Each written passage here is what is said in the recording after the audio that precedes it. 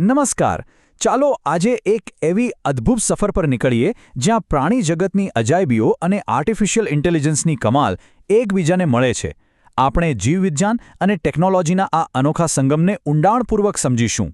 વિચારો, પાણીમાં રહેતા એકદમ સાદા સ્પોન્જથી લઈને આકાશમાં ઉડતા ઝડપી પક્ષી સુધી, આ બધા જીવો ભલે અલગ દેખાતા હોય, પણ એમનામાં એવી કઈ વાત છે જે બધામાં સરખી છે?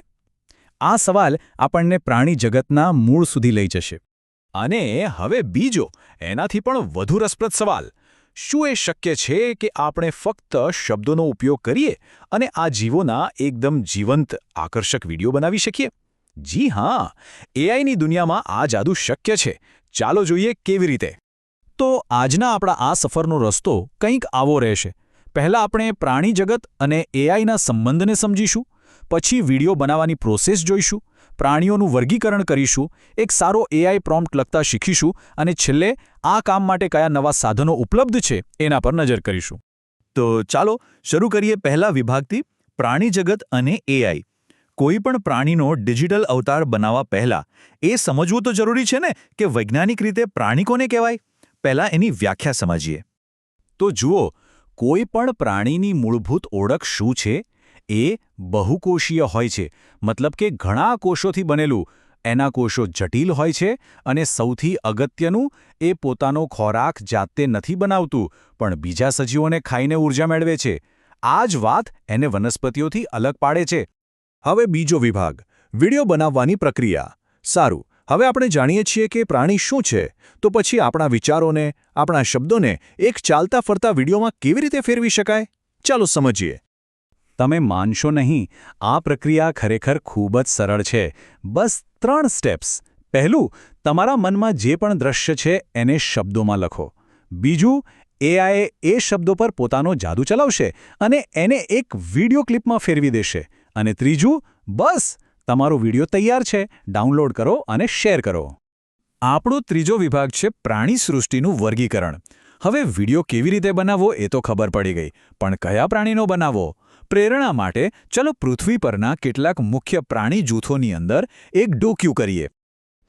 ચાલો શરૂઆત કરીએ એકદમ સાદા પણ સૌથી પ્રાચીન પ્રાણીઓથી, એટલે કે સ્પોન્જ.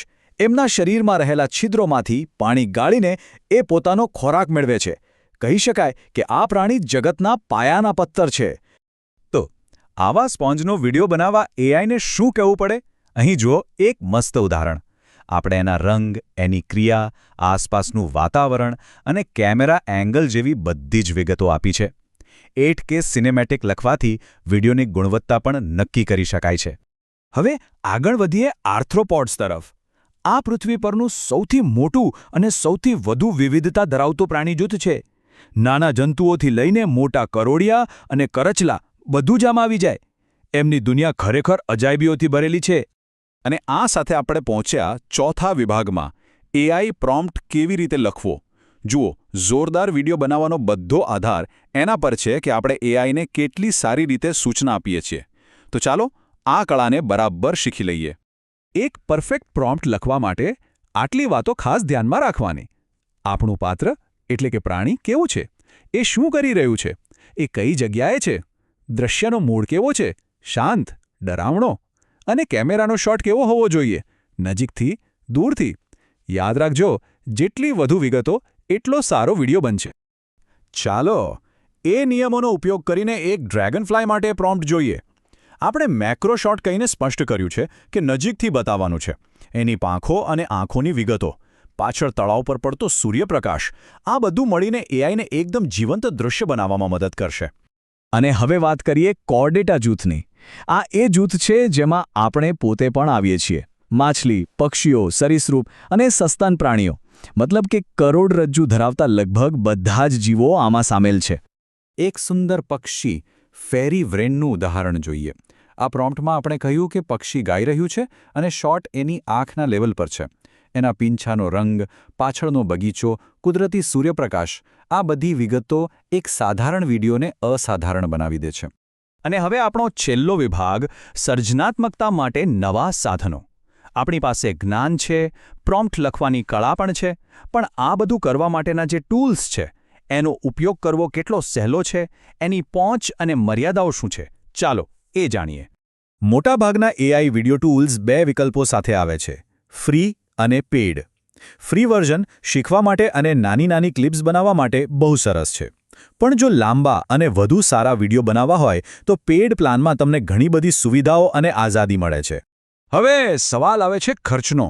તો સામાન્ય રીતે એક સારા પ્રીમિયમ પ્લાનનો ખર્ચ મહિને લગભગ 1950 રૂપિયાની આસપાસ હોય છે. જે લોકો પ્રોફેશનલી આ ક્ષેત્રમાં કામ કરવા માંગે છે તેમના માટે આ એક સારું રોકાણ સાબિત થઈ શકે છે. પણ સૌથી સારી વાત શું છે ખબર છે? તમારે શરૂ કરવા માટે પૈસા ખર્ચવાની જરૂર નથી. મોટાભાગની સર્વિસ 1 મહિનાનો ફ્રી ટ્રાયલ આપે છે. તો બસ શરૂઆત કરો અને તમારી કલ્પનાને પાંખો આપો. તો આપણે જતા પહેલા એક વિચાર સાથે તમને છોડી જઈએ. જેમ ટેકનોલોજી આપણા માટે કુદરતી દુનિયાને આટલી સરળતાથી બનાવવાનું શક્ય કરી રહી છે, ત્યારે શું એનાથી આપણા ગ્રહ વિશેની વાર્તાઓ કહેવાની રીત બદલાઈ જશે? શું પ્રકૃતિ સાથેનો આપણો સંબંધ બદલાશે? આના પર વિચારવા જેવું ખરું.